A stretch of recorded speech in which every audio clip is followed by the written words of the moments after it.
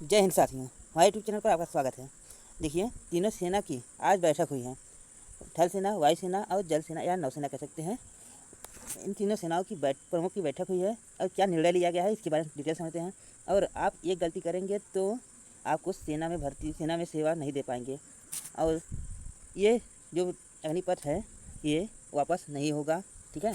देखिए, अनिल पुरी ने कहा, तीनों प्रमुख और सीडीएस ने मिलकर दुनिया के सभी देशों की औसत उम्र देखी गई और हमें सेना में यूथ चाहिए। हमें जुनून जज्बे के साथ होश की भी ज़रूरत है। देखिए, इनका कहना है कि जो सीडीएस है और जो तीनों प्रमुख हैं, इन्होंने कहा कि मतलब हम देखें और देशों में सेना की जो एज है वो कम है और मतलब युवा की यूथ की ज़रूरत है।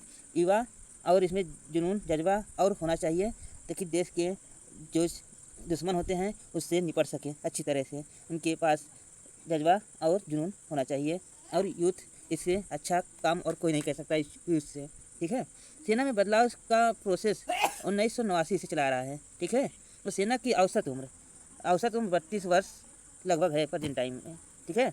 यह 32 औसत उम्र है और 1989 से ये चला आ रहा है और इसे 26 साल का लाना, 26 एज में जो सेना होती है उनकी उम्र 26 लाना है, 26 एज। ठीक है।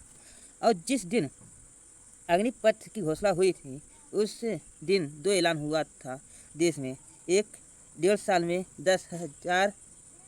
10 लाख वैकेंसी अग्निवीरों के रूप में, 10 लाख नौकरियां और 10,000 रुको 200 क्या है, 46,000 है, 46,000 वैकेंसियाँ और 10 लाख नौकरियां। ये उस दिन हुए थे ऐलान जिस दिन अग्निवीर की वैकेंसी आई थी। और अगले 4 से 5 वर्ष में हमारे सैनिक की संख्या 50 से 60,000 होगी और बाद में बढ़कर 90 से 1 लाख हो जाएगी। हमने योजना का विश्लेषण करने के बाद और बुनियादी ढांचे क्षमता बढ़ाने के लिए 46,000 से छोटी शुरुआत की गई है। और घोषणा के बाद बदलाव किसी डर से नहीं बल्कि इसे सबसे पहले से ही तैयारी की गई थी। दिसंबर के पहले सप्ताह में 25,000 अग्निवीरों का पहला बैच मिलेगा, दिसंबर के पहले सप्ताह में। ठीक है। और दूसरा बैच फरवरी के आसपास होगा। ठीक है। 2023 में फरवरी के आसपास होगा, जिससे यह 40,000 हो जाएगा।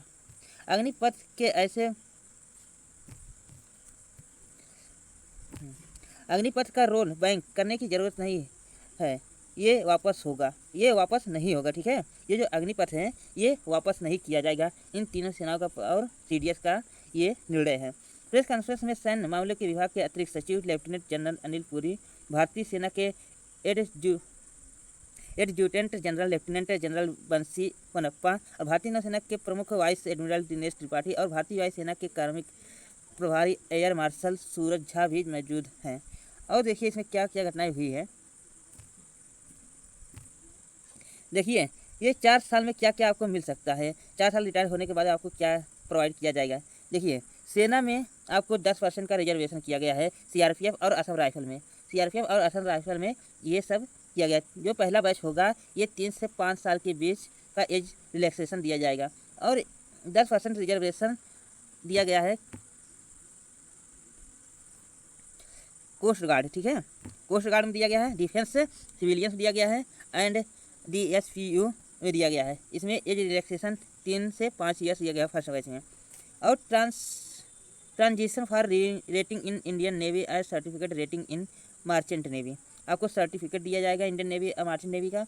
और देखिए, इसमें जो बच्चे जो सेना होंगे, अग्निवीर होंगे, जो इंटर पास नहीं किए होंगे, उन्हें इंटर का सर्टिफिकेट दिया जाएगा 12 का। ठीक है।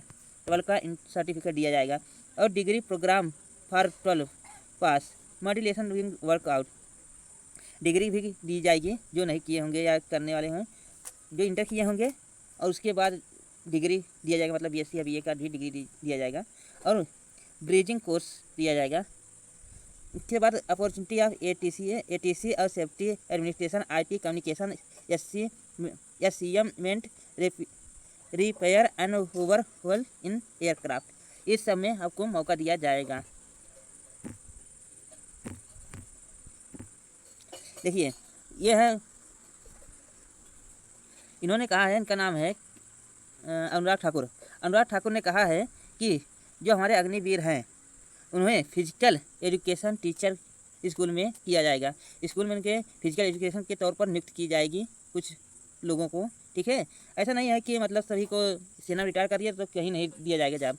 उनके लिए कुछ न कुछ किया जा रहा है और इससे और अच्छा प्लान भी लाया जाएगा, ठीक है। देखिए, इंडियन एयरफोर्स ने अग्निवीरों की भर्ती की गाइडलाइन जारी कर दी है और इस तीनों सेनाओं में सबसे पहले एयरफोर्स ने ही गाइडलाइन जारी की है।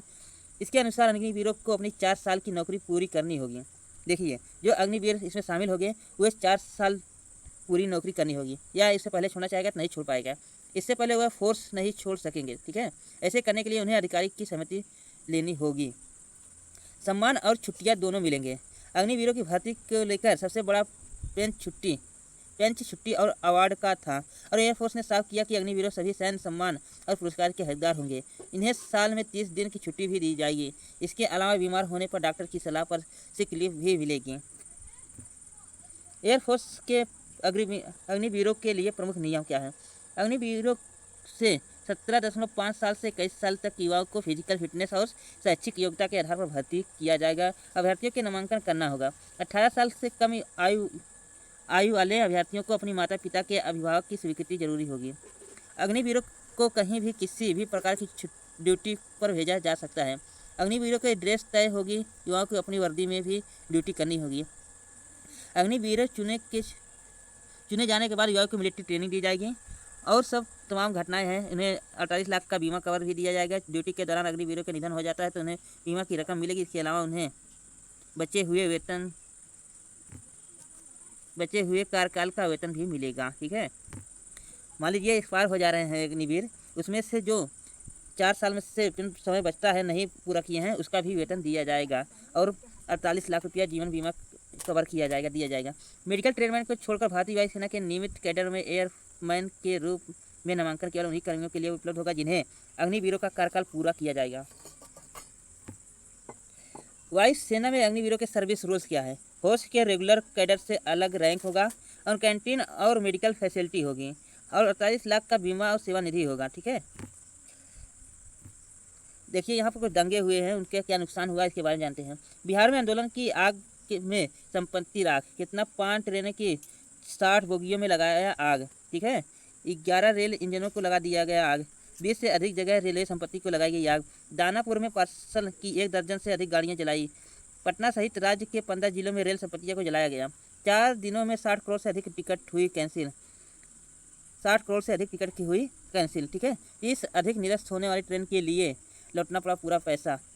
12 से अधिक पार्सल की गाड़ियों को जलाने से रेल की बड़ी क्षति। स्टेशन और ट्रैक के साथ प्लेटफार्म की क्षति पहुंचाने पर आर्थिक नुकसान। देखिए, ये सब गलत है। आप लोग विरोध कर रहे हैं तो शांतिपूर्वक कीजिए। ये जलाने से ये संपत्ति सरकार की नहीं है, हमारी है, पब्लिक की है ये संपत्ति।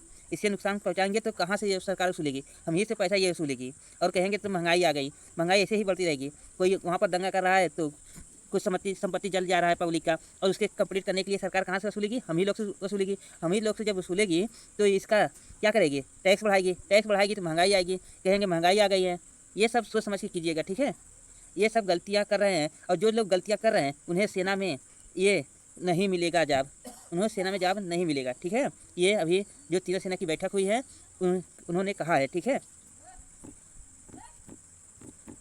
देखिए, एक चीज़ ये है कि यहाँ पर 700 करोड़ की क्षति हुई है, ठीक है। और उसमें से 10 ट्रेनें नई खरीदी जा सकती थी। ये ट्रेनें ऐसे जला रहे हैं जैसे मालूम होता है कि कूड़ा करकट जला रहे हैं। ऐसे मत कीजिए, ठीक है। हमारा वीडियो अच्छा लगे शेयर कीजिए, सब्सक्राइब कीजिएगा, लाइक कीजिए। Thank you watching this video.